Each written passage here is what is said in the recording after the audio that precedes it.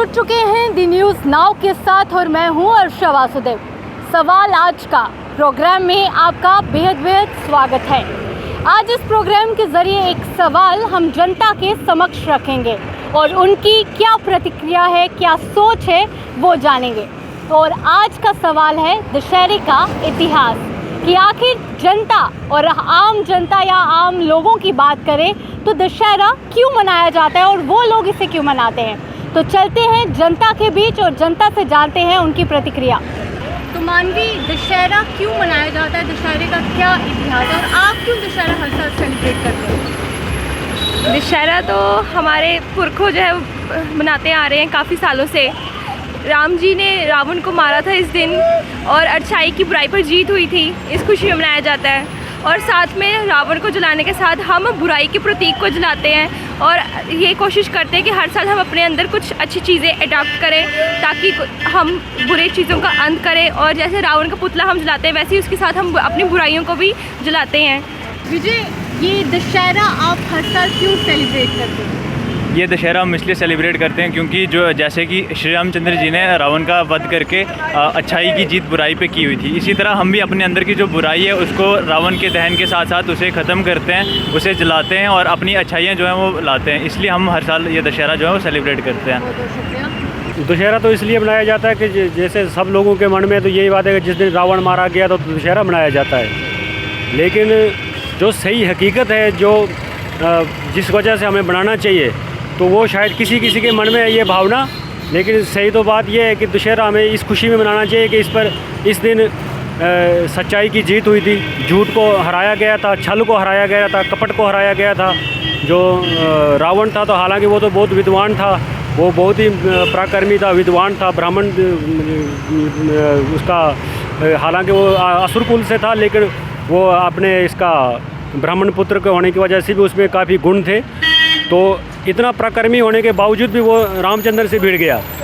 हालांकि वो सब कुछ जानता था कि रावण कोई ऐसे मामूली आदमी नहीं है, वो मनुष्य नहीं है, वो भगवान है। लेकिन वो इतना जानता था कि अगर मेरी मृत्यु इनके हाथ होगी तो मुझे तो परम धाम मिलेगा। इसलिए उसने ये ठान ही ली कि मैं इसके साथ भिड़ूंगा। इसलिए वो माता सीता के साथ भी पंगा लेके, वो जानता था कि माता सीता कोई ऐसी नारी नहीं है जो पृथ्वी से जन्मी है, तो वो ऐसी नहीं है। तो इसलिए उन्होंने ऐसा ले लिया। जब उन्होंने राम जी से जब जंग हारी तो उसके बाद उन्होंने बोला कि जो माता सीता थी मैं उनको जानता था, ये माता सीता हैं। हालांकि मेरे पास सोने की लंका है, धन है, वैभव है, शान शौकत है, सब कुछ है। ये एक बनवासी के साथ चल रही थी तो मैंने इसको हर सुविधा देने की कोशिश की, लेकिन इसने उसको ठुकराया। और मैंने इसके स्पर्श नहीं कर पाया, कोई कुछ नहीं कर पाया। तो ये इस वजह से नहीं कि मैं इतना बलवान होने के बावजूद भी इसको स्पर्श नहीं कर पाया, ये कुछ मेरी भी मर्यादा थी और कुछ इसके भी ये थे कर्म थे, इसके अच्छे भाव था, स्वभाव था, अपने पति के प्रति इसका जो प्रेम निष्ठा थी, तो उस कारण भी मैं इसके स्पर्श न कर पाया। तो चलो, ये तो खैर बात बहुत दूर की गहरी बात हो गई। तो हम मुख्तसर में बात करेंगे कि दशहरा मनाने का मकसद यही है कि इसका अधर्म पर धर्म की जीत हुई है, झूठ पर सच्चाई की जीत हुई है। और हमारे दिलों में ये भावना होनी चाहिए कि दशहरा तो मना लिया, हमने मना लिया, क्या मना लिया। हमने इस दिन एक संकल्प करना चाहिए कि हमारे अंदर, हमारे भीतर जो बुराइयां हैं उनका त्याग करना है। हमने एक संकल्प लेना है कि हम अपने भीतर जो रावण के जैसे जो दुष्कर्म थे वो हमारे भीतर ना आए। हमने रावण को छोड़कर राम के चरित्र को अपनाना है। राम ने जो हमें दर्शाया, राम ने हमें जो सबक दिया है कि एक धार्मिक राजा कैसा होना चाहिए। जैसे उन्होंने अपनी पत्नी का त्याग किया था, हर किसी के मन में ये भावना है कि राम जी वो तो एक मामूली सा मनुष्य था जो एक धोबी के कहने पर माँ सीता का त्याग कर गया। लेकिन वो माता सीता को उन्होंने त्याग नहीं किया था, बल्कि हम लोगों को, हमारे जैसे लोगों को एक सीख दी थी कलयुग के लोगों के लिए कि उन्होंने उनका त्याग नहीं किया था। बल्कि एक जो धार्मिक राजा होता है, एक प्रजा के प्रति धार्मिक राजा की क्या अनुभूति होनी चाहिए, क्या उनकी सोच विचारधारा होनी चाहिए कि जनता जनार्दन जो है, जो सही राजा होता है वो जनता की बात सुनता है, ना कि परिवार की।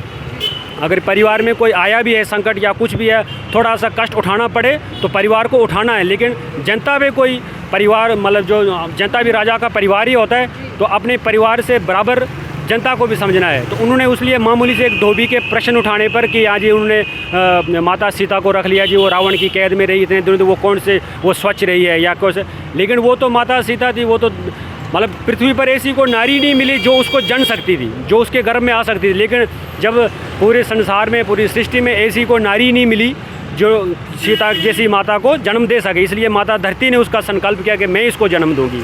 तो माता सीता ऐसी वैसी नारी नहीं थी। जो अब जैसे जैसे कई लोग उंगलियां उठाते हैं रावण की कैद में रही, ऐसी थी वैसी थी, तो वो बात अलग है। लेकिन राम जी ने ये इसलिए उनका त्याग किया था कि उनका त्यागना उनके लिए एक आशीर्वाद हो गया था कि उनको जब वन में छोड़कर आए तो उनको किसी साधु संत के आश्रम में रखे, जो ऋषि वाल्मीकि थे उनके आश्रम में रखा। तो एक विचारधारा ये भी आई हम लोगों के लिए सीख कि हमारे जीवन में जब तक किसी गुरु का आगमन नहीं होगा, जब कोई संत हमारे जीवन में नहीं आते हैं, तो हमारा जीवन सुधर नहीं सकता, हमारे जीवन में कोई सुधार नहीं आ सकता। हम नारी का अपमान ही करते रहेंगे, बल्कि मान सम्मान की तो बात दूर है। हम मान सम्मान की जहाँ तक बात होती है तो हम नारी को सोचते हैं कि सिर्फ माँ की इज़्ज़त करो, बस मेरी माँ है मैं इसकी। लेकिन अब जब भगवान ने कहा है कि नारी के जो स्त्री है उसके कदमों तले जन्नत है, तो सिर्फ माँ के कदमों के तले जन्नत नहीं है, वो पुत्री के कदमों तले भी जन्नत है। जो वही माता रानी हमारी बीवी बनकर आती है उनके रूप में, तो उसके तले भी कदमों तले जन्नत है। तो ये ज़रूरी नहीं है कि हम माता की इज़्ज़त करें, हमारे लिए ये ज़रूरी है कि हम नारी समाज की इज़्ज़त करें, चाहे वो पुत्री रूप में है, चाहे बीवी रूप में है, चाहे बेटी रूप में, चाहे बहू रूप में, उसकी हमें मान सम्मान करना ही करना चाहिए।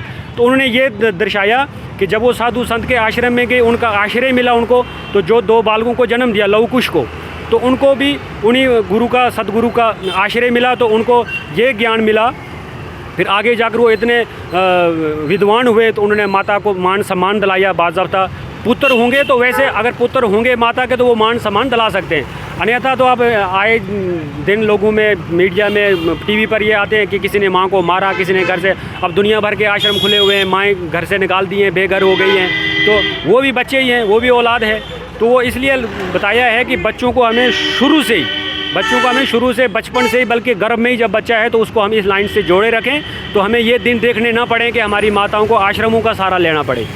तो ये दर्शाया कि बच्चे वो जब गुरु वाल्मीकि जी के आश्रम में रहकर जब शिक्षा ग्रहण की, माता जी ने क्या कष्ट सहे, क्या क्या अपने लिए जंगलों से लकड़ी लाई है, बच्चों का पालन पोषण किया, और उन्हीं बच्चों ने जाकर फिर राम जी से थोड़ा जवाब सवाल करके तो उनको मान सम्मान दिलाया।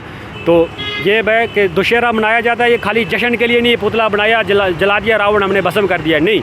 रावण के साथ साथ हमारे भीतर जो विकार हैं, जो दोष हैं, जो अवगुण हैं, उनको भस्म करना है, हमें ये करना है। वो दशहरा हर साल मनाया जाता है, आप क्यों दशहरा मनाते हैं? हम इसलिए मनाते हैं कि उस दिन जो अच्छाई थी, बुराई का अंत हुआ था। उस दिन अच्छाई से बुराई का अंत हुआ था। तो उस दिन जो रावण था, जो राम जी थे, तो उन्होंने रावण जो था उनको मार दिया था, इसलिए हम दशहरा मनाते हैं। दशहरे का इतिहास मैडम इससे है कि इस दिन विजयदशमी होती है और राम जी ने रावण का वध किया था और बुराई पे अच्छाई की ये जीत थी, इसीलिए ये दशहरे का ये इतिहास मनाया जाता है। ठीक है, ये हमें इस चीज़ का ज्ञान देता है कि हमारे अंदर जो बुराइयाँ हैं, काम, क्रोध, लोभ, वासना, इसका नाश होना चाहिए और हमारे अंदर अच्छाई आनी चाहिए। दशहरा हमारे J&K में इसलिए मनाया जाता है क्योंकि राम ने रावण का वध किया था, इसीलिए बुराई की हार हुई थी। तो इसीलिए हमारे J&K में बहुत धूमधाम से दशहरा मनाया जाता है। हम बहुत ज़्यादा सेलिब्रेट करते हैं, शॉप्स वगैरह बंद करके हम स्पेशली दशहरा देखने जाते हैं। परेड ग्राउंड में होता है, इस बार भी देखेंगे, जहाँ भी होगा इस हम ज़रूर जाएंगे। हर साल दशहरा मनाया जाता है, दशहरे का क्या इतिहास है, आप क्यों दशहरा मनाते हैं?